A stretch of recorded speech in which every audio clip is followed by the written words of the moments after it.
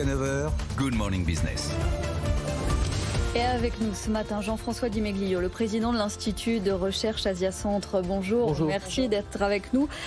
C'est un dossier qui nous a accompagnés fin 2021, qu'on retrouve pour ce début d'année, la menace Evergrande et cette bombe dans le domaine de l'immobilier. Il y a eu suspension de cotation à Hong Kong hier et là, Evergrande a dû aussi détruire des immeubles, 39 immeubles dans une province. On en est où? On est en train de réguler davantage? Pékin est en train de s'emparer du dossier. On va solder cette menace? Alors d'une part, je reste sur la ligne dont on avait déjà parlé en 21, effectivement, c'est-à-dire qu'au maximum, on va chercher à lisser le problème. Néanmoins, on envoie des messages de plus en plus forts. La suspension de la cotation, c'est pas la première fois. C'est déjà arrivé fin 2021 et la suspension de la cotation est directement liée à ce que j'appelle cette destruction créatrice. Vous vous rendez compte, la Chine réinvente Schumpeter. On fait de la destruction créatrice, c'est-à-dire que là où, aux États-Unis, quand on a eu la crise des subprimes, on a vendu, j'allais dire à la casse, mais c'est ambigu comme terme, on a vendu à prix cassé de l'immobilier qui était en déshérence parce que les acheteurs ne pouvaient plus payer. Et là, pour recréer du dynamisme au marché, on détruit des actifs pour qu'il y en ait moins. On dit à Evergrande, vous avez créé de la surcapacité, les prix sont en train de baisser, les prix baissent régulièrement un peu partout dans les 3 grandes zones de prix que la Chine comporte. Il y a les très grandes villes, il y a les villes moyennes, il y a la périphérie, on va dire. Les prix ont baissé partout, ce qui est un phénomène nouveau dans les 20 ou 30 dernières années, parce que l'immobilier, c'est l'épargne. Et donc, à la fois, il y a cette volonté de lisser. Donc on détruit des immeubles pour recréer un petit peu de la rareté, mais ça va être difficile. Mais aussi on est en train de dire l'immobilier n'est plus la valeur refuge. Nicolas Dose et Jean-Marc Daniel en parlaient tout à l'heure, on est vraiment dans le sujet. C'est-à-dire qu'en Chine, il y a très peu de produits d'épargne alternatifs. Et donc on aimerait bien développer un marché financier où les investisseurs pourraient trouver de quoi alimenter leur demande de rendement et de gains en capital. Et donc, c'est un petit peu le message qui est envoyé. Et ça, c'est un message, j'allais dire, révolutionnaire, ou en tout cas, c'est quelque chose de nouveau. Est-ce que l'économie chinoise est menacée? Je vous demande ça parce qu'on voit qu'il y a une solution à chaque étape, mais enfin, cette dette... C'est de 260 milliards, oui, 260 milliards d'euros. Avec de tels montants, on peut se dire qu'il va quand même y avoir des conséquences.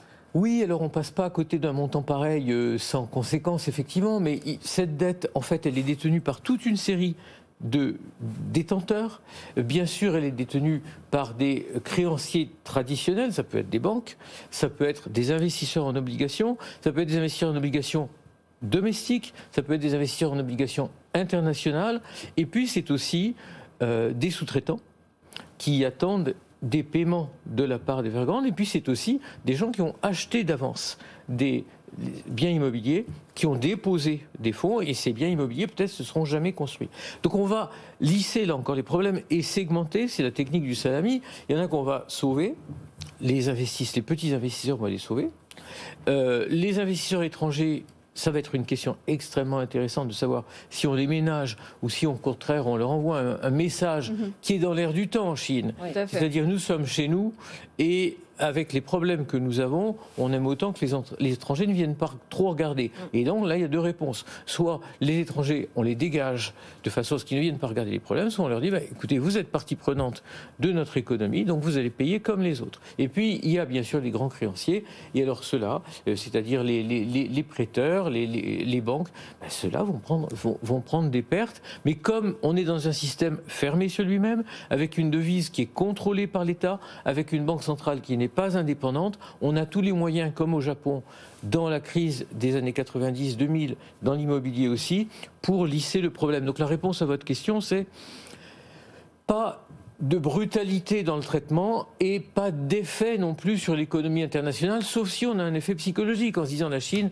c'est quand même 15 à 20% de l'économie mondiale. Et donc, s'il se passe quelque chose en Chine, s'il y a un ralentissement, bien sûr, c'est un effet.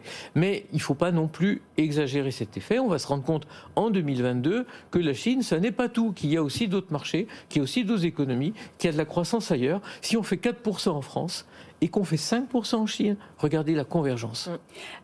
2022, justement, vous en parliez. Vous précisiez aussi que la Chine ne fait pas tout et la Chine n'est pas tout. Hier, on l'évoquait avec notre éditorialiste Wilfried Galland qui parlait de l'année du tigre d'eau et qui considérait que pour lui, c'était l'année de la Chine, mais avec beaucoup d'incertitudes. De par la relance du crédit, le secteur immobilier, on en parlait, et également, le scénario économique de 2022 va en dépendre vis-à-vis de la gestion de la crise sanitaire. Est-ce que la Chine n'est pas en train de s'enfermer dans une stratégie zéro Covid vis-à-vis de sa croissance? Totalement.